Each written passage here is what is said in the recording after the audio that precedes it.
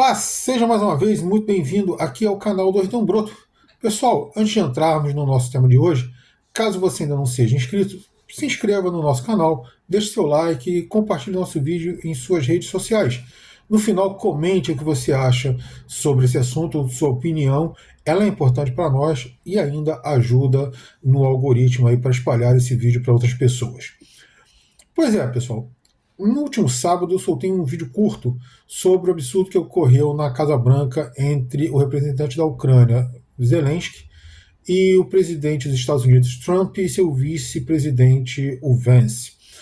Após um bate-boca entre o ucraniano e o estadunidense, o ucraniano foi expulso da Casa Branca. Trump soltou um comunicado falando sobre desrespeito e a total falta de interesse do ucraniano em conquistar a paz com a Rússia. Isso aí pegou mal e eu vou explicar agora para vocês por quê. Porque sobre o ocorrido em si, é importante ressaltarmos que a conversa, como ocorreu, é comum nos bastidores. Sim, nos bastidores eles batem boca e a coisa pega fogo mesmo. Mas é também normal que o final, quando os temas já estão resolvidos, ele se faça justamente em frente à imprensa. Essa conversa é para que a imprensa formule seus questionamentos para acompanhar e relatar para os debates. Mas reforço, o principal, o cerne de toda a questão já está resolvido, está decidido. E estas conversas são muito mais para apresentar os resultados. É uma espécie aí de teatrinho que se faz, não uma conversa para se resolver as coisas. Mas Zelensky saiu do contexto, ele saiu daquele roteiro, e isso criou problemas para Trump e uma sobrevida para o Zelensky. E foi isso que eu falei no meu vídeo curto, eu vou explicar para vocês por quê. Primeiro vamos entender por que o Trump perdeu nessa discussão que aconteceu na Casa Branca. Um dia antes ele já tinha batido boca com o Zelensky pela imprensa, né? Como eu já falei, e também em telefonema entre ambos. As questões principais eram uma cadeira para a Ucrânia lá nas conversas com os russos e a cobrança de Trump para que os Estados Unidos fosse reembolsado por seus investimentos no país europeu em apoio à sua campanha contra a Rússia.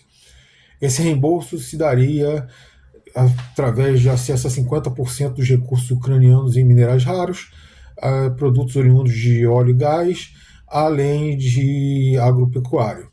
Trump chegou a apresentar a visita de Zelensky com o objetivo de assinar esse acordo, mas Zelensky recuou e nada foi assinado.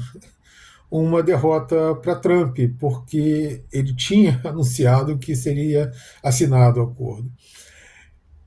E ele tem pressa em resolver a questão ucraniana. Já falei naquele vídeo por quê. E ele também tem pressa em aumentar as receitas e acesso dos Estados Unidos a recursos estratégicos. Já Zelensky tem uma sobrevida.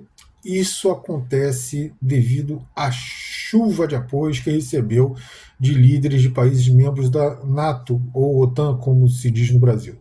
Canadá, Reino Unido, Espanha, Dinamarca, França, Alemanha, além de dirigentes da União Europeia, entre outros, porque não foram os únicos, tá?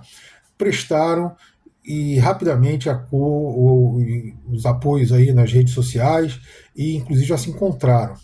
Porque após sair dos Estados Unidos, o Zelensky já foi recebido, por exemplo, por Keir Starmer, o primeiro-ministro inglês, e pelo próprio rei Charles III da Inglaterra, que é o rei também ali do Reino Unido.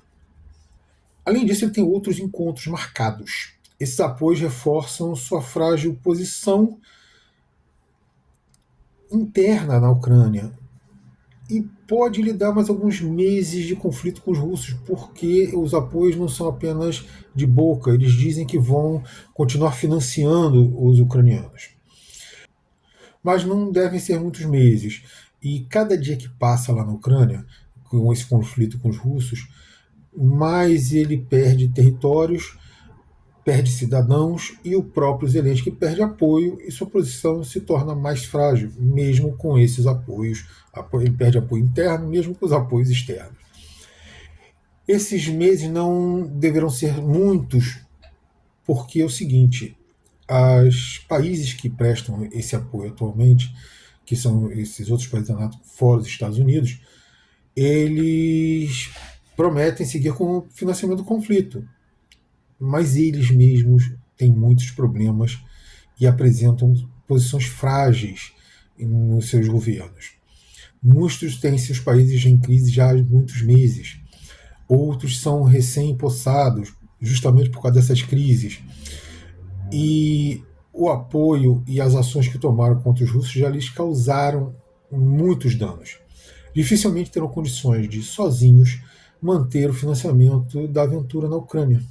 Então, assim, não devem conseguir prolongar muito esta guerra. Enquanto isso, os Estados Unidos devem retirar o apoio, até por causa do que aconteceu. Então, ele deve tirar totalmente o apoio ucraniano. Mas não significa que eles não vão enviar mais armas aos ucranianos. Pode acontecer deles voltarem a enviar essas armas, desde que sejam pagas pelos europeus. Eles não vão mais colocar o envio de armas naquele papagaio lá, naquele pendura dos ucranianos que acontecia até o final do governo Biden, que eles mandavam e estou mandando, depois você paga. Não vai mais ser assim. E por que eles mandam? Porque negócios são negócios. Se pagar, eles vão mandar. Já os russos disseram várias vezes que estão abertos às negociações de paz. Apesar disso, eles não têm tanta pressa. Primeiro porque a economia russa segue fortalecida nesse contexto caótico que se criou no Ocidente, criado pelo próprio Ocidente com os boicotes à Rússia. E enquanto isso, eles seguem conquistando e consolidando territórios contestados lá na Ucrânia e outras reuniões e outras regiões da Ucrânia já começam a manifestar interesse de retornar à Federação Russa. Odessa é a mais importante e conhecida, mas ela não é a única. Tem algumas outras regiões que já começam a manifestar esse interesse. Nada oficial ainda, mas já se começa a falar nessas coisas. Líderes políticos dessas regiões já começam a falar nisso. Além dessa situação, os russos colocam duas situações para que os ucranianos, principalmente, não participem das negociações no momento. O primeiro é a falta de legitimidade do Zelensky. O mandato dele expirou em maio do ano passado e ele não realizou eleições. A segunda questão é a lei que o próprio Zelensky fez passar na chamada Supremarada, o Congresso ucraniano, e que impede qualquer negociação com a Rússia enquanto Putin for o presidente russo. Ora, Putin foi reeleito e ele tem pelo menos mais uns 5 anos aí à frente do governo russo. Então, se não for revogada a lei, vai ser complicado de se negociar diretamente com os ucranianos. Além do que, os russos não assinarão nenhum tratado de paz com os ucranianos com o Zelensky, porque para eles o Zelensky não tem legitimidade. Como eu disse no vídeo que eu comentei as primeiras reuniões entre os russos e estadunidenses, temos muita coisa para ser conversada aí, assim, só entre os dois. Imagine entre todo esse pessoal. Muitas situações têm que ser costuradas, arranjadas, muitos interesses em jogo. As negociações entre os dois principais contendores da disputa já não é simples. Se complica mais pelas pressões que têm sido geradas por outros interessados nas disputas. Meses ainda devem correr antes de as armas serem silenciadas no leste europeu. É uma pena, mas essa é a realidade. Pessoal, por hoje é isso. Valeu pela presença de todos aqui. Até o nosso próximo vídeo.